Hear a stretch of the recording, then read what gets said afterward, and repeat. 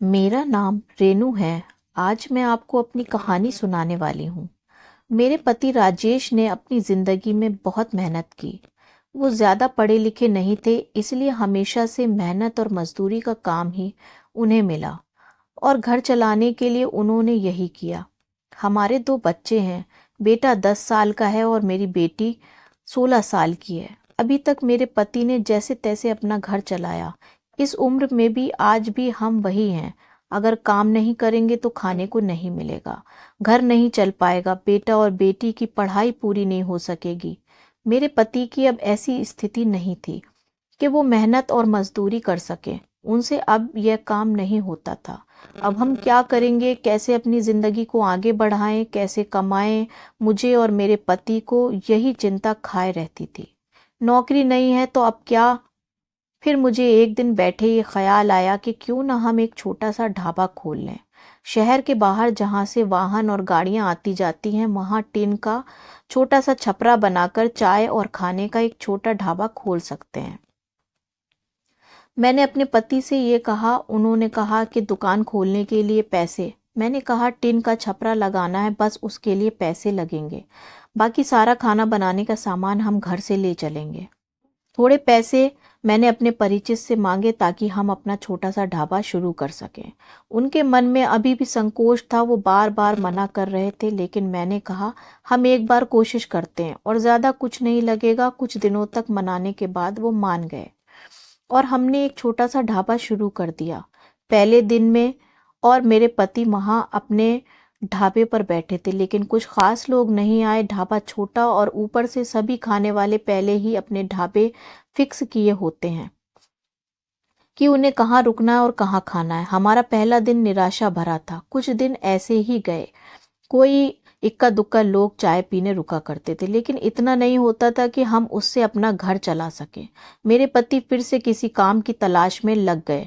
उन्हें एक काम मिल गया जहां पैसे कम थे लेकिन कम मजदूरी थी। उन्होंने वो कर लिया, लेकिन मैंने ढाबे पे जाना नहीं छोड़ा। अब मैं अपने बेटे और बेटी के साथ वहां जाने लगी। हमने हिम्मत नहीं हारी और धीरे धीरे कुछ लोग हमारे यहाँ आने लगे। एक महीने में ग्राहक और भी ज्यादा आने लगे। कोशिश करते करते अब हमारे यहाँ रुकने लगे थे। उन्हें घर जैसा खाना मिल रहा था, इसलिए हमारा छोटा सा ढाबा चल निकला। मेरे पति जितना कमाते उससे ज्यादा अब ढाबे से कमाई होने लगी। देखते ही देखते हमने जो छोटा सा ढाबा खोला था उससे हमारी आर्थिक स्थिति में बहुत सुधार हो गया। जो कर्जा लिया था वो भी उतर गया। हमें एक नई उम्मीद मिल गई कि सब कुछ अच्छा चल रहा था। ढाबे को खोले 6 महीने हो गए थे। हमारे चेहरों पे रंगत आ गई थी। लेकिन फिर ऐसा कुछ हुआ जिसके बारे में मैंने सोचा भी नहीं था। एक दिन घर से जब हम लोग ढाबे के लिए जा रहे थे, तब मेरे पति कहते हैं, ढाबा आज से बंद, कोई भी अब वहां नहीं जाएगा। यह कहते वक्त वो बड़े ही गुस्से में थे। ऐसा गुस्सा मैंने उनके चेहरे पे आज तक नहीं देखा। मैंने बोला क्या हुआ, क्या बोल रहे हो? इतना अच्छा हमारा ढाबा चल रहा है, आपको क्या हो गया आज? वो बोले, मैंने कहा ना कोई भी अब वहां नहीं जाएगा, न तू न तेरी बेटी। मैंने बोला आप शांत हो जाइए, आपकी तबीयत ठीक नहीं है, आप आराम करें, हम लोग इस बारे में बात करते हैं। वो और ज्यादा गुस्सा हो गए। कहा कि कोई बात नहीं होगी, मैं जितना कमाता हूँ उतने से घर चल जाएगा, तू अब वहां नहीं जाएगी। मेरे पति का ऐसा रूप मैंने पहले नहीं देखा था। उस दिन मैं ढाबे पर नहीं गई, लेकिन जब वो शाम को आए तो भी उनका मुंह उतरा हुआ था। मैंने सही समय देखकर उनसे बात की। पूछा क्या हुआ, आपको ऐसा क्यों बोल रहे हो? वो बोले कि मेरा मुंह मत खुलवा, मैं सब जानता हूँ कि तू क्या कर रही है। मैं तेरे साथ इतने दिनों तक वहां रहा, तब वहां कोई नहीं आता था और मेरे जाते ही ढाबा चलने लगा। आखिर ऐसा भी क्या हो गया?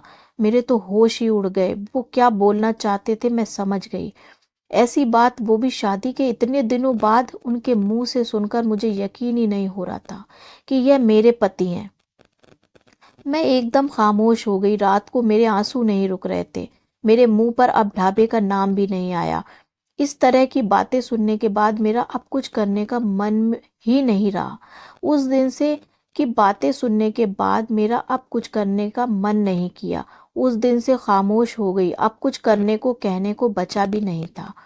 मैंने सोचा था कि उनको कोई सफाई नहीं दूंगी, वो अपना काम करते रहे, लेकिन उनकी कमाई कम थी, उससे अच्छे से गुजारा नहीं हो पाता था।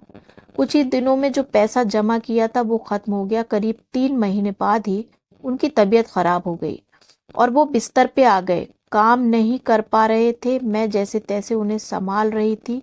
घर में जब पैसा खत्म होने लगा तो कर्जा लेने की नौबत फिर से आ गई। मैं चाहती थी कि कहीं किसी के घर जाकर खाना बनाने या बर्तन धोने का काम करने लगूं, लेकिन उनकी तबीयत खराब थी और मैं नहीं चाहती थी कि मेरी किसी बात से के कारण वो उसी तरह की बातें करे। एक दिन वो बिस्तर पर थे, मैं उनके लिए खाना बना रही थी, तब उन्होंने मुझे बुलाया। बोले, मैं जानता हूँ उस दिन की बात तुम्हें बहुत परेशान कर रही है, लेकिन और तुम्हें लग भी रहा होगा कि मैं तुम्हें ये कैसे बोल सकता हूँ, लेकिन वो शब्द और बातें मेरी नहीं थी। मैंने कानों में ऐसी बात आई थी, अपने रिश्तेदारों में ऐसी बात हो रही थी, मैंने अपनी बीवी और बेटी को अकेले वहां छोड़ दिया। उन्हें देख लोग रुकते हैं जिससे कमाई हो रही। इस तरह की बातें मैं बर्दाश्त नहीं कर सकता। 2 रोटी कम खा लेंगे, लेकिन यह सब नहीं सुनना था।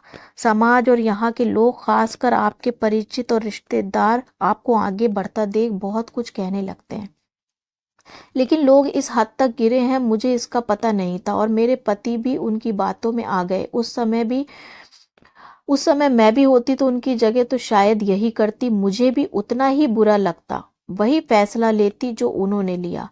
मैंने उन्हें कहा कि कहाँ है वो शुभ चिंतक जो अब आपकी मदद करने नहीं आएंगे। जाइए, आप उनसे पूछ लीजिए, हमारे घर में खाने को नहीं है। आपकी तबीयत खराब है, आप बताएं कौन आया अब हमारी मदद करने। दुनिया किसी को खुश नहीं देख सकती, और अगर कोई मेहनत करके आगे बढ़ता है तो सारे प्रयास करके उसे पीछे ढकेलने की कोशिश करती है। और आप उनकी बातों में आ गए। वो लोग सफल हो गए, सबको बात बनाना है। अब अगर हम भूख से मर जाएंगे तो भी उन्हें बातें मिल जाएंगी। वो लोग कुछ समय तक बोलते, अगर हमें कोई फर्क नहीं पड़ता, तो वो थक कर हार मान लेते। वो पीठ पीछे ही इस तरह की बकवास कर सकते हैं, सामने आने की तो उनमें हिम्मत भी नहीं है। उस दिन मेरे पति की आंखें खुल गईं। उन्होंने कहा कि तुम सच बोल रही हो, मैं ही पागल था, लोगों को सफाई देने और उनके आगे अच्छा बनने में अपना नुकसान करा लिया। जब हम गलत नहीं है तो हमें सफाई क्यों देना, क्यों डरना। मुझे माफ कर दो, हमें नहीं, उन्हें बदलना होगी अपनी सोच। और अगर नहीं बदले तो हमें क्या, हमें अपने कर्म करते रहना चाहिए। क्या अब हम फिर से कुछ कर सकते हैं? मैंने कहा, कभी भी देर नहीं होती, हम अब भी कर सकते हैं। मेरे पति बोले, मैं भी अब तुम्हारा साथ दूंगा अगर तुम चाहो तो। मैंने हाँ कहा और फिर एक बार कोशिश की। थोड़ी मुश्किल हुई, लेकिन धीरे धीरे गाड़ी फिर पटरी पे आने लगी। आपको ये कहानी कैसी लगी कमेंट बॉक्स में ज़रूर बताइएगा, और चैनल को सब्सक्राइब लाइक ज़रूर करिएगा। थैंक